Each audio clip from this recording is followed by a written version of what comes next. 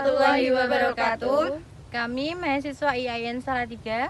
Saya Rara Nastiti NIM 127. Saya Rifa Milaurita NIM 130. Saya Devi Lailatul Fitriah NIM 128. Saya Risma Putri Oktaviani NIM 111.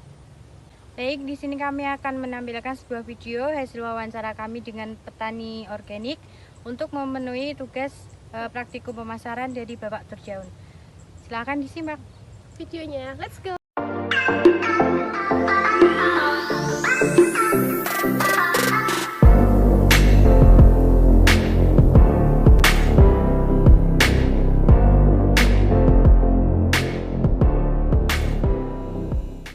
Assalamualaikum Mas. Waalaikumsalam. Mohon maaf mengganggu waktunya sebentar. Iya. Kami dari mahasiswa IAIN Salatiga datang ke sini bertujuan untuk mewawancari Mas Zainuri. Iya. Di sini perkenalkan, nama saya Devi Lailatul Fitriah beserta rekan-rekan saya Rere dan Riva serta Risma. Di sini dosen saya Bapak Turjaun menyampaikan salam kepada Mas Zainuri. Semoga selalu diberikan kesehatan dan hidup membawa berkah untuk keluarga dan masyarakat sekitar. Selanjutnya mungkin Mas Zainuri bisa memperkenalkan diri terlebih dahulu. Ya, perkenalkan, saya Ahmad Zainuri. Saya berasal dari Dusun Diplongan, Desa Wates, Kecamatan Getasan. Ini mulai bertani organik sejak kapan? Mungkin bisa dijelaskan. Kalau pertanian organik sudah dari 2 tahun yang lalu. Tapi kalau ini kan latar stroberi ini udah dari 2020. Tapi ini non organik. Soalnya kalau stroberi musuhnya banyak gitu, susah kalau mau pakai organik. Jadi masih kimia. Untuk biaya awal itu berapa Mas? Kalau di latar stroberi ini biaya awal sekitar kurang lebih 7 jutaan. Itu udah termasuk pupuk, baker untuk wadah stroberi, termasuk bibitnya, serta sewa lahan. Lahannya berapa meter Mas luasnya? Untuk lahan 10 kali 8 meter. Biasanya dipasarkan di mana? Kalau pasaran kita bisanya petik sendiri, juga bisa dibuang ke tengkulak gitu. Per itu harganya per kilo berapa? 1 onnya kalau di sini 1 on 10.000. Kalau tengkulak beda lagi, harganya bisa turun. Kalau boleh tahu manfaat apa saja bertani organik? Kalau tani organik kan nanti di atas ya, ini beda organik soalnya. Kalau manfaatnya untuk kesehatan juga bagus. Terus buahnya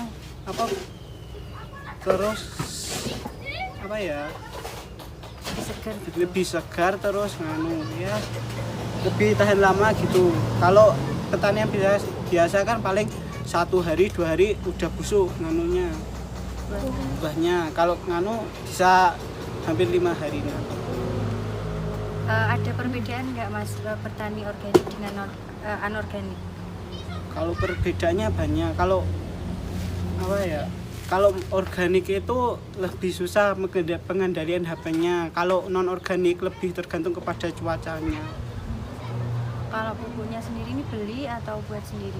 Kalau pupuk, kalau di sini di latar ini beli dari pengepul, udah ada yang tinggal pesen gitu. Kalau di atas buat sendiri yang organik. Ada kendala nggak Mas selama menanam stroberi? Kalau kendala yaitu pemasarannya. Kalau petik sendiri kan paling 1 hari paling 1 orang 2 orang gitu. Ya terus kalau organik itu ya itu peminatnya juga sedikit.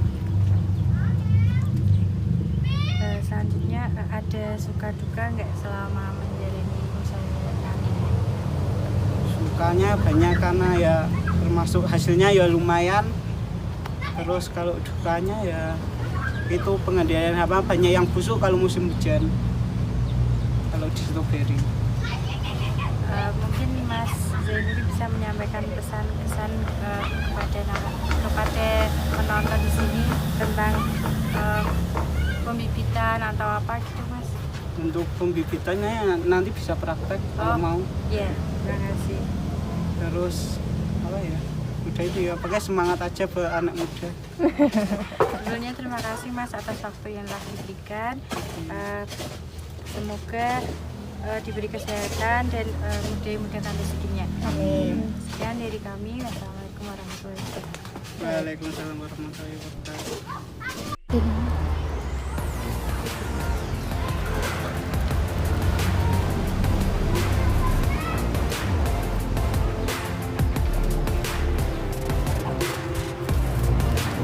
Nah, ini nanti tunggu sekitar 3 mingguan baru bisa siap anak. Nanti ini cepat aja. Nanti dimasukkan yang aja kayak gitu.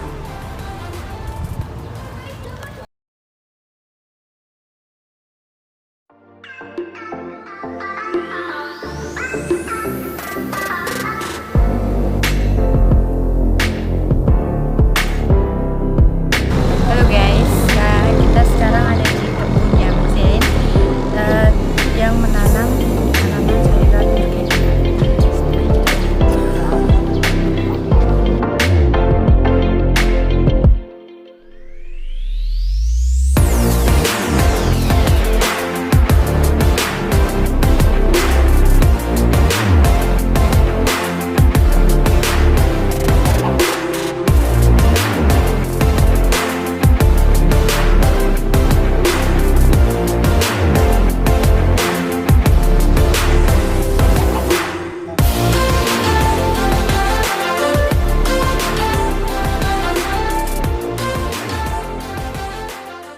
Assalamualaikum Mas.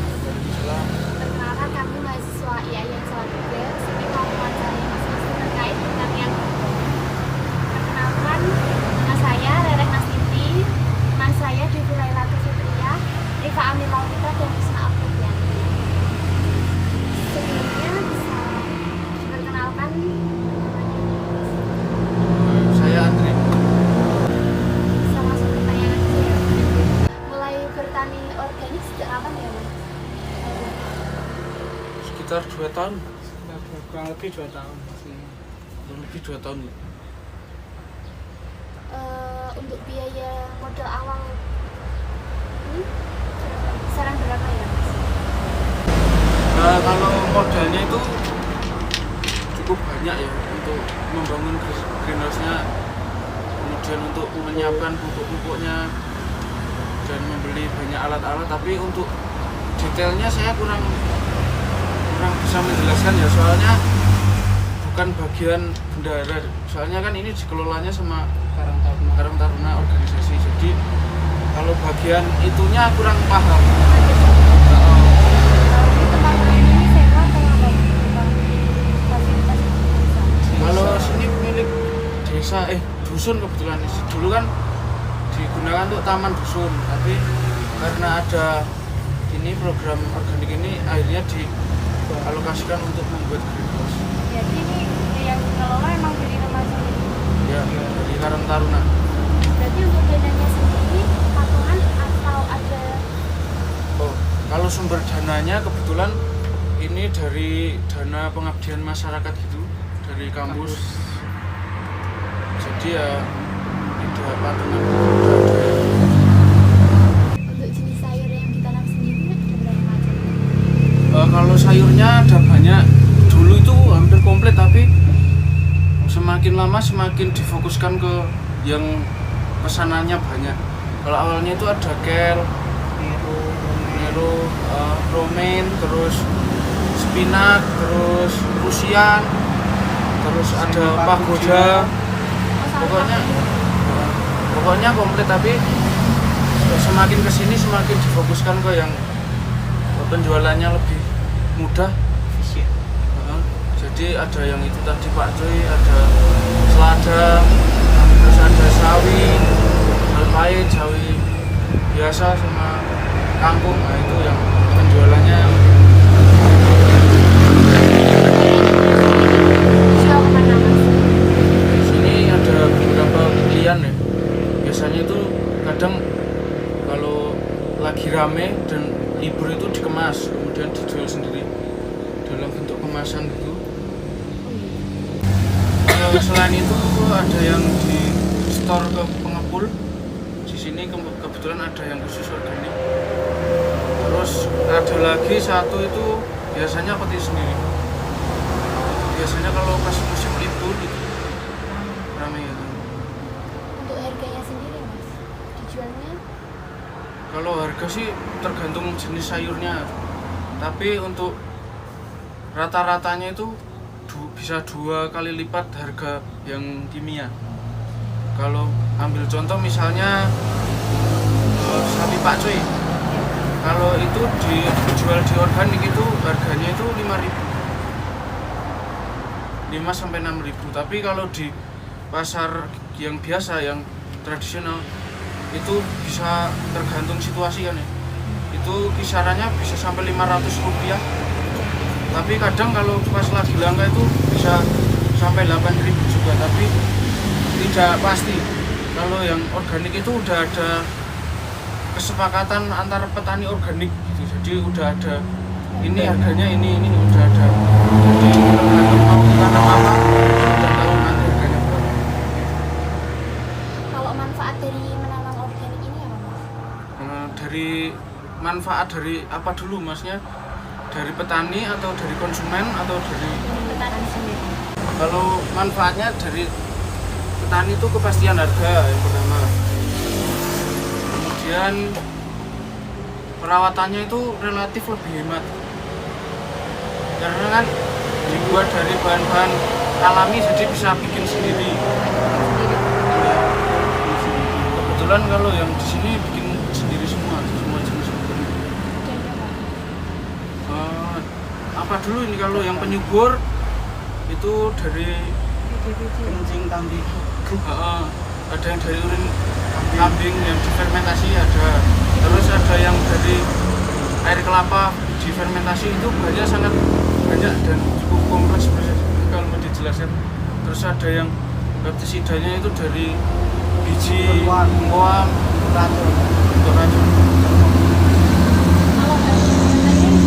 Nah itu yang dari biji bengkoang itu untuk hama, untuk membasmi hama. Tapi ya itu kalau hamanya tidak terlalu banyak, soalnya kan di dalam greenhouse, jadi nggak terlalu banyak, paling cuma warna hijau itu paling cuma beberapa jenis ulat. Terus kalau bedanya bertani organik sama yang biasa apa? Dari prosesnya, Perawatannya, prosesnya kalau perawatan sih relatif sama ya, paling kalau pertama itu pasti menyiapkan media itu, kalau dicangkul kemudian dikasih pupuk itu, kalau di polybag ya langsung dicampur itu medianya udah jadi. Kemudian itu sama kayak di kimia juga sama. Terus penanaman, habis itu perawatan paling disiram. Kalau di greenhouse, kalau di ruang perburuan hujan biasanya, kalau kering ya disiram, terus disemprot penyubur sama pestisida itu kisarannya seminggu sekali biasanya. Itu dari penanaman sampai panen itu berapa bulan? Itu tergantung jenisnya. Kalau yang sawi pakcoy itu cuma sebulan itu sudah panen. Bahkan tidak sampai sebulan biasanya udah bisa dipanen. Selada juga ya sekitar 1 bulan itu. kalau bibitnya sendiri dapetnya dari Bibit kebetulan kalau sini biasanya beli yang udah siap tanam, jadi udah pack-packan itu, jadi langsung bisa kita tanam. Atau kadang juga bisa beli bibit biji. Di sini kebetulan sudah banyak toko pertanian kan, jadi bisa beli di sini. suka duka jadi seorang petani organik apa? Jarang berduka sih aku. Pakai sekali. Tapi kalau Pernah ada gagal panen atau kalau gagal panen jarang, tapi pernah, tapi jarang kalau gagal panen. Tapi kalau gagal jual, nah itu sering justru. Terutama kemarin waktu pandemi itu kan pesanan organik benar-benar tidak ada. Jadi barang siap panen tapi tidak ada yang beli, akhirnya mangkrak gitu. Kalau gagal panen itu ya pernah 1-2 kali. Itu paling kalau pas tanaman baru kan belum tahu cara merawatnya yang bagus gimana. Tapi selain itu ya aman-aman aja. Aku sukanya ya harganya, kemudian relasinya banyak. Kalau organik bisa kenal yang petani organik di sekitar sini. Terus kalau gagal panen itu barangnya Dimakan sendiri. untuk mengantisipasi gagal panen dan gagal. Kalau gagal jual ya, kalau pas pandemi kan nggak bisa ditawar-tawar ya, emang pasar juga tutup ya. Tapi kalau pas kondisi normal itu sebetulnya udah punya beberapa relasi yang mau membeli ya. Kalau di sini kan dulu ada 2, kalau sekarang yang 1 agak macet, jadi cuma 1 pengepulnya. Kemudian di Kopeng sama di Batur itu ada yang menerima organik. Yang selain itu ya dijual ke pasar biasa sama yang petik sendiri itu. Jadi cara untuk mengantisipasi gagal jual ya dengan memperluas relasinya. Sebenarnya pernah coba yang online itu, tapi ternyata susah di sama ekspedisi pengirimannya, soalnya takut rusak di jalan. Kalau untuk gagal panen sih ya asal perawatannya tepat waktu ya nggak gagal, kemungkinan besar berhasil. Soalnya di dalam greenhouse itu aman banget. Paling cuma kalau lupa nyiram karena pada sibuk, nah itu biasanya jadi layu. Sehari bisa nyiram berapa? Kalau nyiramnya nggak setiap hari ya, paling seminggu 2 kali, tergantung kondisi tanahnya juga. Kan kalau cuacanya panas kan lebih cepat kering. Nah Tapi itu pengecekan tetap setiap hari. pengecekan tetap setiap hari.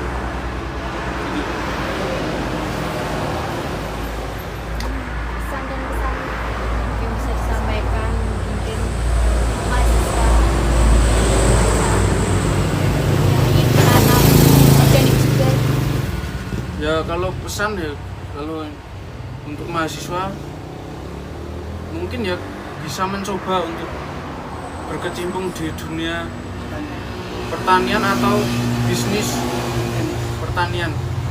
Mungkin bisa jadi penjual hasil panen atau bahkan bisa jadi supplier pupuk dan bibit. Itu sangat, peluangnya sebenarnya sangat besar, apalagi kan sekarang kabarnya ya, kebenarannya tidak tahu kan, krisis petani muda. Jadi mungkin sekarang tidak begitu dipandang ya, tapi 10 atau 20 tahun lagi untuk yang petani sekarang kan sudah menua-menua. Nah, jadi sebenarnya itu peluangnya sangat besar kalau mau teliti. Apalagi kalau kita bicara lebih jauh, itu kan ada sekarang kan ada perusahaan pertanian juga sudah menjamur di mana-mana. Nah itu bisa dicoba.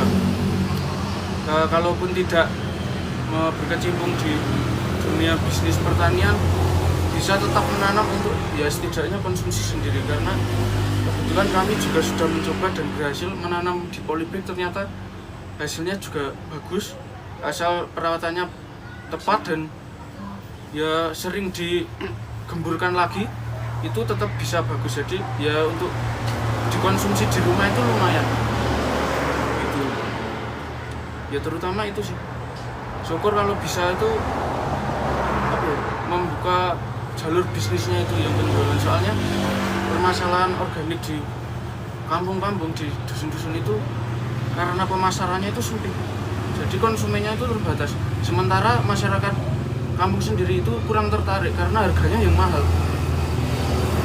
Jadi yang biasanya mengkonsumsi itu orang kota, dan ya beberapa itu jauh kalau jangkauannya kalau dari kampung, jadi susah. Itu sih, kalau bisa mau coba bisnis itu jadi supplier supermarket atau apa, itu sangat membantu.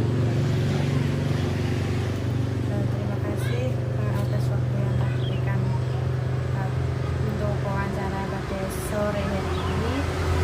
Kurang lebihnya dari kami mohon maaf ya. Assalamualaikum warahmatullahi wabarakatuh. Baik, Itu tadi video yang dapat kami tampilkan, semoga dapat bermanfaat bagi kita semua. Untuk kurang lebihnya kami mohon maaf. Bila taufiq wal hidayah. Wassalamualaikum warahmatullahi wabarakatuh. Bye. Pengajian.